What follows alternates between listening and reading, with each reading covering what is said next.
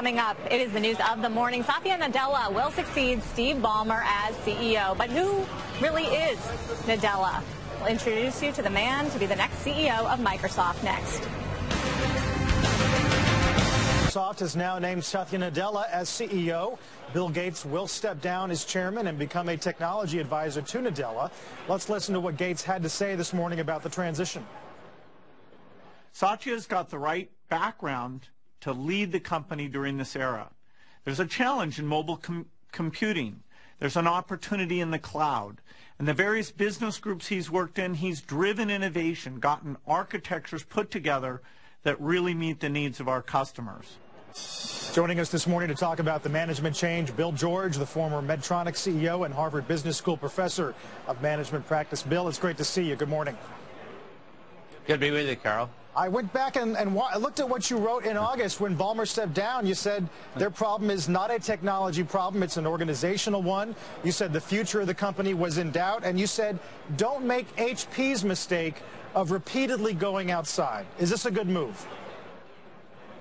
Well, I don't know. I think we have a triumvirate running the company now between Bill Gates, Satya Nadella, and John Thompson, and it's not clear who's going to call the shots here. And Microsoft's got to go through a major transformation, Carl, much like IBM did 20 years ago, as they go from the old world of PCs and desktops into the new world of mobile and iPads and all the other things that are going to come behind it. And they've missed so many of those things under the Ballmer era. They made a lot of money, made short-term investors happy, but they haven't gotten there. I think Nadella is very well qualified for the job. The question is, will he be the CEO who calls the shots?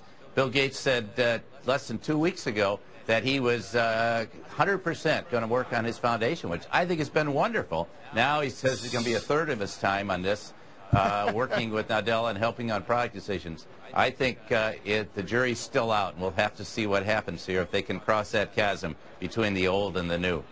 Bill, we're joined this morning as well by Jeff Sonnenfeld, Senior Associate Dean, Professor of Management Practice at the Yale School of Management, and, of course, a CNBC contributor. Jeff, I don't know if you heard what Bill just said, but are we going to have a collision of visions here, and who drives it? Yeah, thanks a lot. Good to see you, Carl. And Bill, I usually agree with you. In this case, I agree with 50% of you. I agree with you, the old Bill. I agree with what you had courageously wrote before and not what you've moved away from now.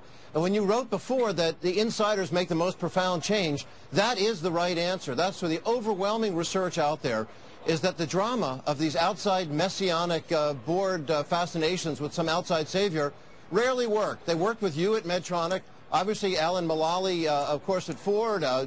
We saw it happen with Lou Gerstner at IBM. But in those cases, mainly, there were distressed situations, Marissa Mayer especially, and Jory's still out on her next move. But those are distressed. Usually, it's people like Michael Dell, or we're seeing Alan Mulally, or Alan Lafley, rather, stepping into P&G, Howard Schultz, the UPSers, you name, Ingenuity at PepsiCo. Those are the profound change agents, people who know where the bodies are buried. This is an engineer's engineer. He knows his business well, not some interchangeable part. He also is highly charismatic, unusual for some engineers, and also is a team player, which is important for this culture. Good point, Jeff. Great track Bill, record. do you agree? The insider benefit here? I agree with his points about Satya Nadella. I question Jeff, is he going to call the shots? Because I think they need clarity of decision-making in the same way that you've had from Steve Jobs at Apple, you have from Mark Zuckerberg at Facebook, and you've had from Larry Page at Google. And I think they need that sense of clarity. And if Nadella has the freedom to do it, I think he's an inspired choice. But I think the jury's out to see if he's going to have that opportunity to make the painful decisions, frankly, to make some changes in people, Jeff, where they need to move away from the old guard and move to the new guard at Microsoft. And Thompson needs to do the same thing on the board of directors, I think. Well, this guy, Jeff, I just want to, before we get too much into the right choice, I mean, the choice has already been made. We'll see how the three of them play out together. I just want to get from both of you, which is really, we have a pair of corporate governance giants here. And Jeff, we'll start with you. How do you go about making these kind of drastic, dramatic changes, changing a company's culture, a vision, a mission statement, and ultimately bringing back revenues and excitement to this company? Well, right now you have an opportunity for an inside guy to start up. The taking charge process is twice as long generally for somebody from the outside. So you're right. He needs to make some kind of pronouncement about the future direction. There's all this swelling concern about divestitures. Are they going to let go of the consumer business? Which, of course, they're not going to. As we've heard this morning on CNBC, and we've known, Bing is a big feeder for the rest of the business for big data. They've been doing very well. Xbox has done especially well this past quarter.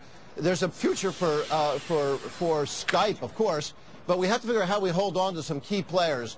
So in addition to making an announcement about the integration of these different parts of the business, is what key players are going to still stay on the team. For example, GM did not do a very good job of explaining the future of Mark Royce, the internal favorite, one of the internal favorites. That's true. Yeah, and in this case, they've got to figure out how do they make sure that we hold on to the guy who's running Skype and make sure we hold on to 2 or 3 other key players in there. I don't know sure about the Nokia piece. That's going to be, almost a third of their workforce going to be added if you take all 33,000 of those people from Nokia. That's going to be a big challenge.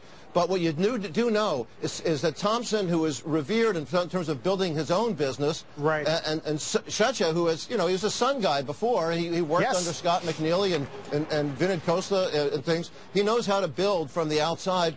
But you can have a guy who can basically, Gates as mentor-in-chief, on the product side, gets away from a lot of the administrative confusion with him as chairman. Bill Clinton once told me that he woke up at 3 in the morning, rumbled around the kitchen of the White House, and he said, "Any bananas here?" Then up over the horizon at dawn, there's suddenly caravans of bananas. Is that sometimes the official impact? Good points, all of them, Jeff. Well, Jeff, and Bill, you just laid out the complexity of the task. My question is Nadella going to have the freedom to carry it out and to move some of those people out? Maybe those people should be on the new team. I think any new CEO, whether they're inside or outside, has to form their team and bring them around and move some of the other people out and make some changes.